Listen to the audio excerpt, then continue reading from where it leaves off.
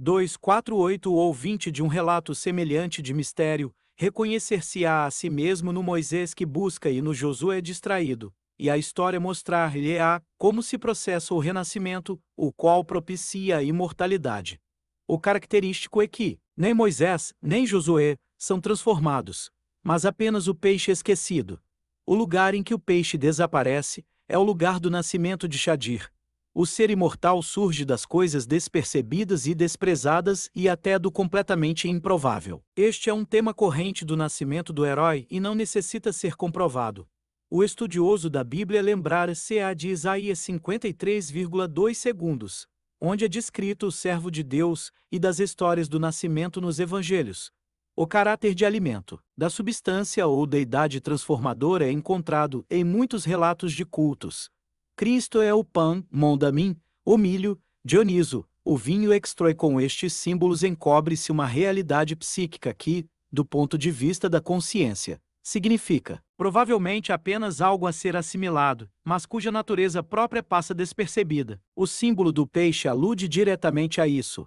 É a influência nutritiva dos conteúdos inconscientes, os quais mantêm a vitalidade da consciência através de um influxo energético contínuo, uma vez que a consciência não produz sua própria energia.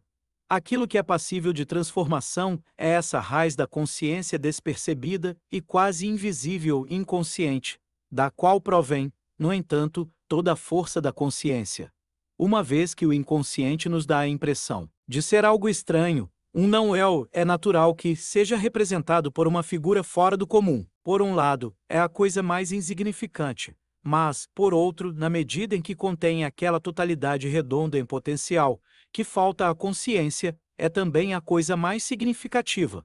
O redondo é o grande tesouro que jaz, oculto na caverna do inconsciente, e cuja personificação é justamente este ser pessoal que constitui a unidade mais elevada da consciência e do inconsciente. É uma figura comparável a Hiranyagarbha, Purusha, Atman e ao Buda místico. Por este motivo escolhi para ela o termo si mesmo, entendendo-o como uma totalidade anímica, ao mesmo tempo um centro, sendo que ambos não coincidem com o eu, mas o incluem, como um círculo maior contém o menor. 249. A intuição da imortalidade relaciona-se com a natureza peculiar do inconsciente. Há neste algo de não espacial e de atemporal. A prova empírica deste fato encontra-se nos chamados fenômenos telepáticos que, no entanto, ainda são negados por um ceticismo exagerado, mas que na realidade ocorrem com muito mais frequência do que em geral se acredita.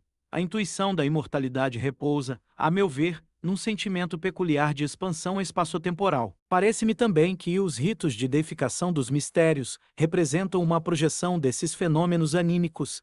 250. O caráter do si mesmo como uma personalidade é expresso com especial clareza na lenda do Shadir.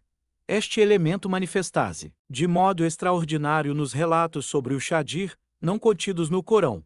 Valeurs dá exemplos expressivos em seu trabalho várias vezes citado.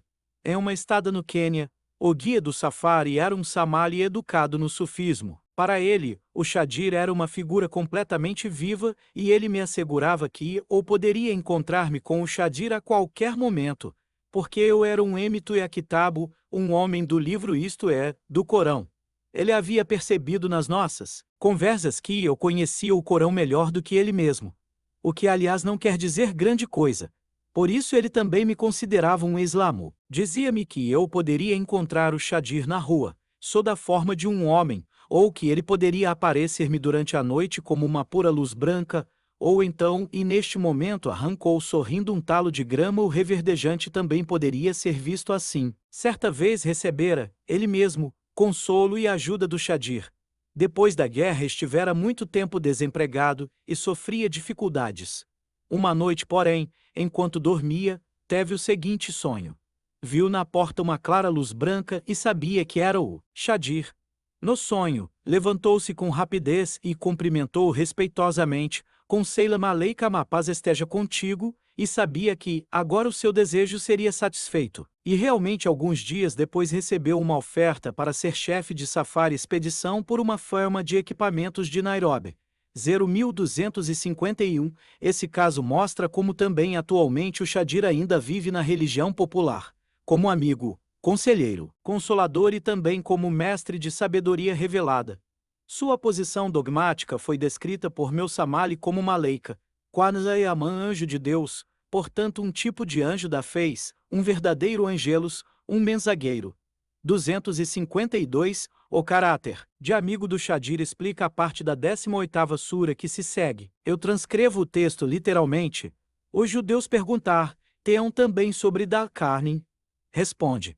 Quero contar-vos uma história sobre ele. Consolidamos seu reino sobre a terra, e lhe demos os meios de satisfazer todos os seus desejos. Certa vez seguia seu caminho até chegar ao lugar onde o sol se põe e pareceu-lhe que o sol se punha dentro de um poço cheio de lodo negro. Lá encontrou um povo. E nós lhe dissemos, ó Dal-Karnin, castiga este povo ou mostra-te clemente para com ele, ao que o primeiro respondeu. Aquele que agir injustamente, a este castigaremos, e depois então deverá voltar ao seu senhor, que o castigará ainda mais severamente. Aqueles, porém, que acreditam e agem corretamente, receberão a recompensa mais maravilhosa e tornaremos suaves para eles as nossas ordens. Caminhou então o seu caminho, até chegar ao lugar onde nasce o sol. Encontrou-o nascendo sobre um povo, ao qual nada déramos a fim de que se protegessem. Isto é verdade, pois abarcamos em nosso saber todos os que estavam com ele. E prosseguiu seu caminho, até chegar entre duas montanhas, onde encontrou um povo, que mal conseguia compreender a sua língua. Disseram-lhe, ó Dal-Karnin, Gog e Magog estão pervertendo o país. Ficarias satisfeito se te pagássemos um tributo com a condição de construíres uma trincheira entre nós e eles? Ele retrucou, a força que o meu senhor me deu é melhor que o vosso tributo. Ficai apenas firmemente a meu lado, que levantarei uma trincheira firme entre vós e eles. Trazei-me grandes peças de ferro, a fim de preencher o espaço entre as duas vertentes da montanha. E continuou, dizendo, soprai os foles a fim de que o ferro arda como fogo. E continuou, trazei-me metal derretido para que eu derrame sobre ele. Assim, eles Gog e Magog não poderiam nem escalar a trincheira, nem perfurá-la. Então disse Dal-Karnin, fiz isso com a graça do meu senhor. Mas quando um dia a promessa do meu senhor for cumprida, ele transformará a trincheira em pó. A promessa do meu senhor, porém, é verdadeira. Naquele dia deixaremos os homens caírem uns sobre os outros, como as ondas do mar. E quando a trombeta soar, reuniremos a todos. Naquele dia daremos o inferno aos infiéis, cujos olhos estavam vendados e ouvidos cerrados, de forma que não podiam ouvir minha advertência.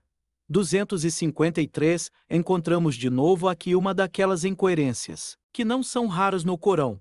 Como podemos interpretar esta passagem aparentemente abrupta para o Dal-Karnin, o bicornudo, isto é, Alexandre, o Grande? Independentemente do anacronismo inacreditável, a cronologia de Maomé deixa em geral muito a desejar, não se vê bem como Alexandre é trazido para esse contexto.